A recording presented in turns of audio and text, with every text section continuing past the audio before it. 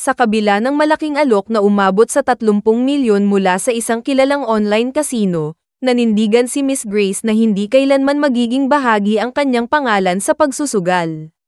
Sa isang pahayag na kanyang inilabas, inilahad niya ang matibay na paninindigan laban sa pagsusugal at ang pangako niyang panatilihin ang integridad bilang isang pampublikong personalidad. I declined an online casino offer because it goes against my values. I stand with Filipino families impacted by this industry and choose integrity over profit. Staying true to my values is non-negotiable, saad ni Miss Grace. Idinagdag pa niya na naniniwala siya sa maraming tamang paraan upang kumita ng pera ng may dignidad at respeto. Hindi rin ito ang unang pagkakataon na tumanggi siya sa ganitong uri ng alok. Noong Abril taong 2024, inalok siya ng 20 milyon para sa parehong uri ng endorsement, at sinundan ito ng 22 milyon noong Agosto taong 2024. Ngunit sa bawat pagkakataon, pinili ni Miss Grace ang kanyang prinsipyo kaysa sa salapi.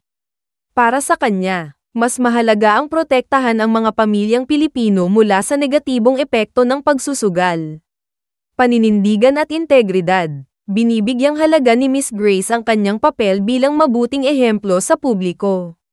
Sa kabila ng talamak na pag-eendorso ng pagsusugal sa industriya ng entertainment, nanatili siyang matatag sa kanyang mga paniniwala. I just cannot promote something I don't believe in. There are many ways to make money the right way and feel good about how you earned your money. With dignity and respect, dagdag pa niya. Issue sa social media. Sa kabila ng kanyang positibong imahe, hindi rin nakaligtas si Miss Grace sa mga kontrobersya.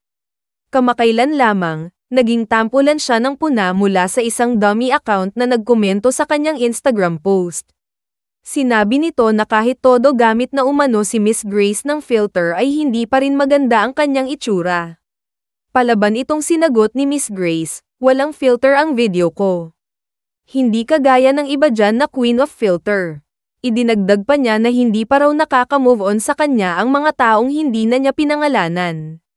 Nag-post din si Miss Grace ng larawan ng isang aso na may salitang kawawa na walang ibang caption kundi ang hala na may emoji na nakatakip ang kamay sa bibig at lying face emoji.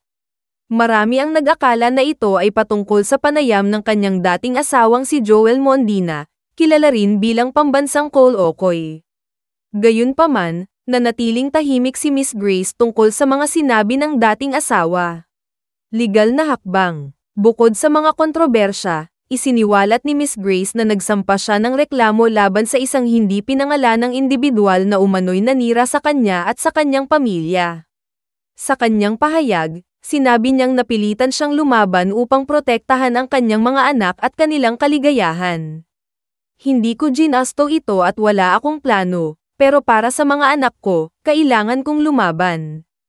Ang nais lang namin ay maging masaya, kasama ko ang mga anak ko at mga kaibigan namin. Aniya, binigyang diin din niya na, sa kabila ng mga akusasyon at paninira laban sa kanya, nanatiling tahimik ang kanyang pamilya. Ngunit, tila napuno na si Miss Grace. Tapos na ang panahon ng pananahimik at pagpapakumbaba sa mga taong nanakit sa amin. Ngayon, ipaglaban ko na ang nararapat para sa akin at sa mga anak ko, dagdag pa niya. Ang tagumpay ni Miss Grace. Si Miss Grace, na unang nakilala bilang si Marites, ang dating asawa ng content creator na si Joel Mondina o mas kilala bilang pambansang Cole Okoy. Lumaki siya sa Cotabato at Ilocos bago sila lumipat sa Amerika noong siya ay 9 na taong gulang. Natapos niya ang doctorate degree in nursing at naging inspirasyon ng marami dahil sa kanyang tagumpay at dedikasyon sa kanyang pamilya. Sa kabila ng mga hamon at kontrobersya, nananatiling matatag si Miss Grace sa pagtataguyod ng integridad, pagmamahal sa pamilya, at pagiging mabuting ehemplo sa lipunan.